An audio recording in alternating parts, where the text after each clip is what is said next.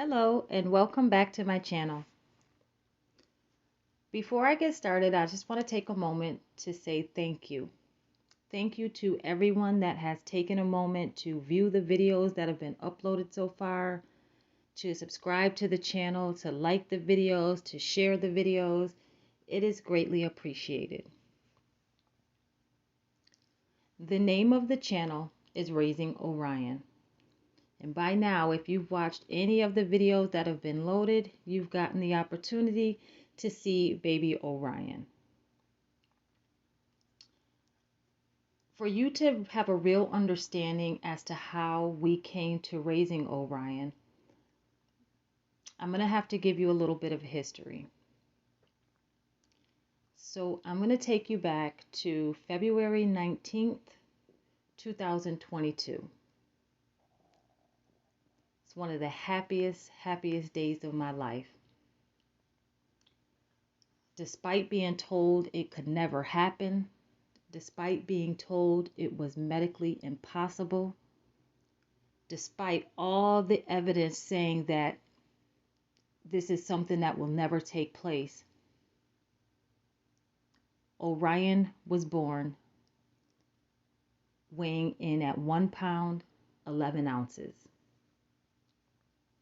Now, he originally was due to be born in May, but due to some complications, he was born 3 months early. Now, I'm sure most of you probably know that being born with such a low body weight comes with a lot of complications. The day he was born, I cried like a baby. I literally cried like a baby.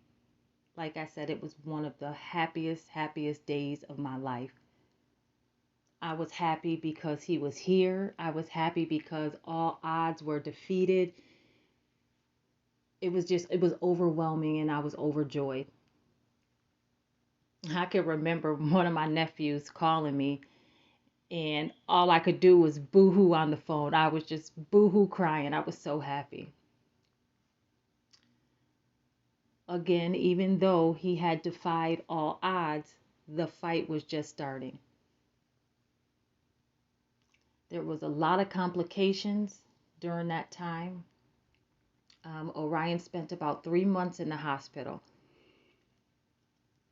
The hospital he was born in another state, and the hospital he was born in had these webcams inside of the incubators.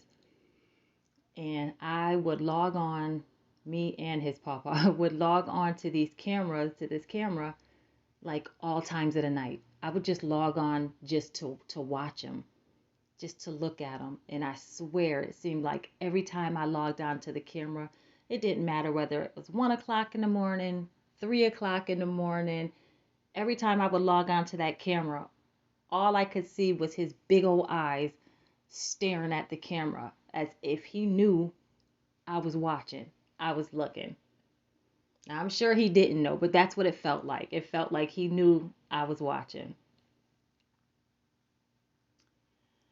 You know, it was heartbreaking and scary to see such a tiny being hooked up to so many tubes and wires and breathing machines and just being hooked up to so much equipment. To actually watch him fight for his life was at some points it was overwhelming. But he conquered. So, like I said, he was stayed in the hospital for about 3 months. Once he was able, they were able to get his weight up to 4 pounds, and he was able to drink his milk from a bottle instead of a feeding tube. Orion was ready to come home. But the struggles didn't stop there. So he came home, or he went home, because at this point he still was not in the same state I'm in. So he went home, and like I said, there was still a lot of complications with him holding down milk and being able to breathe and swallow, and just some other complications that took place. So, now he's 3 months old and he's home, so that the battle is continuing. Around the 6 month time frame where he was 6 months old, Orion and his mom moved back to the state that I'm in. So he's 6 months and things are, progressing, right? So she's getting acclimated into getting him, set up here in this state, getting things in order. We ran into some more complications. He was severely constipated all the time. And it wasn't until there was a trip to the emergency room that we found out he had double hernias. So back in the hospital he goes to have the double hernia surgery. And that went well. That surgery went well. So he's still progressing and he's getting stronger and he's getting more acclimated. A few months go by and now he's enrolled in physical therapy and occupational therapy, and we're getting the ball rolling, but there is still some hurdles that we have to get over. So now I'm going to fast forward a little bit to the day that my life changed forever. Orion is now 10 months old. I mean, age-wise, he's 10 months old, but again, he was born 3 months early, so technically he's still 7 months. But he's 10 months old, and it's like any other day. I go to work. I come home. If you go back and you look in the news, it was the day that, and I'll give you the date, but it was the day of the big storm here up north in the New York area, December 23rd. And I'm sure you've seen lots of videos of what the weather was like and all the snow. And so, like I said, it's like any other day. I go to work. I get ready to, get off work. Everybody was being released early because we had this horrible snowstorm that was coming in and it wasn't going to be pretty.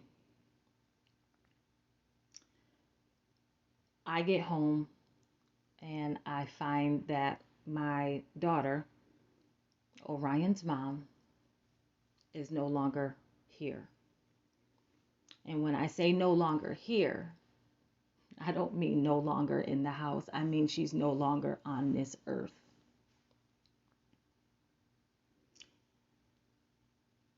It was rough. So in a matter of moments, everything got flipped upside down. Here I am. I'm holding this baby as his mom, my daughter, is being wheeled out of our house by a coroner.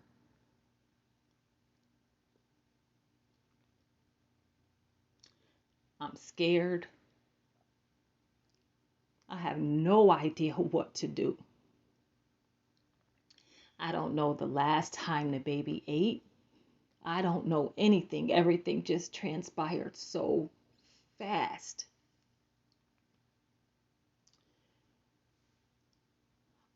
I know this baby has to eat. I look in the freezer and there was 2 bags of breast milk. So there wasn't a surplus of milk available for him. There was 2 bags of breast milk.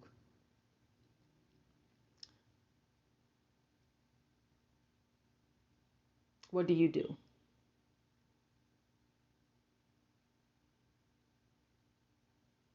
I honestly don't even know how I was able to function, to think. I couldn't think. I was scared. I was alone. And when I say alone, I don't mean alone as in there was nobody here with me, because there was plenty of people in and out of the house.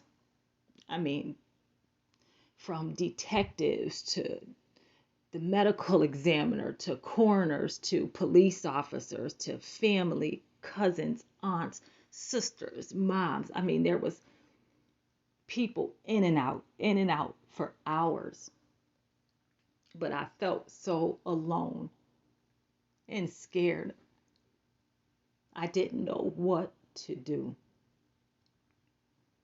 I mean, I hadn't had a baby in almost 21 years. What was I to do?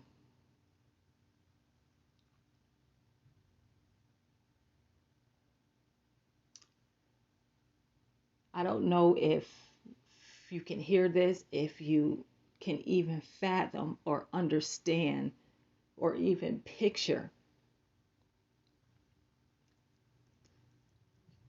your own self in this situation. Like, you can't even, your brain can't comprehend. Like, you're there and you know what's happening, but it's almost like you're seeing it.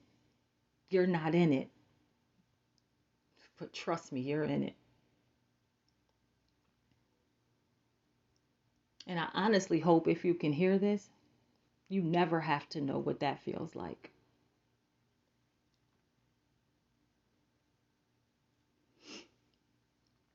In that moment, in that day, my life changed forever.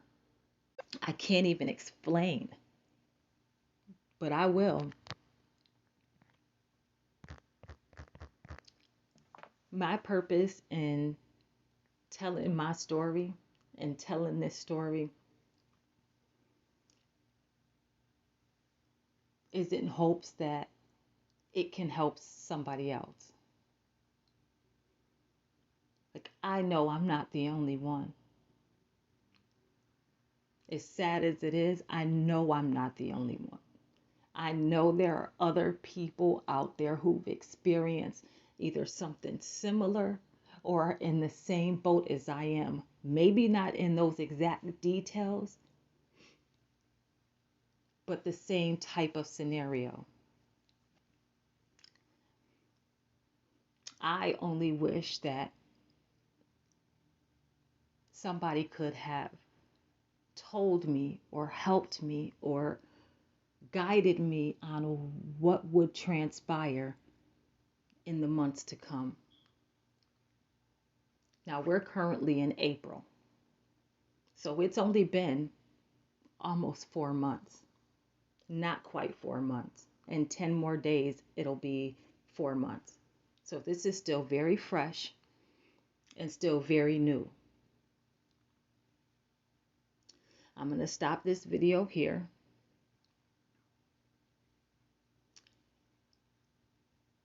But I will come back in another part and pick up where I left off and tell you the hurdles, the struggles that have transpired and that I've conquered and gone through and am still going through every day, every single day for the past almost 4 months. If you would like to hear more about my journey, if you would like to get this information out there to someone else that it could possibly help, please hit that subscribe button. Please share this video. Please stay tuned. Thank you for your time. It is appreciated.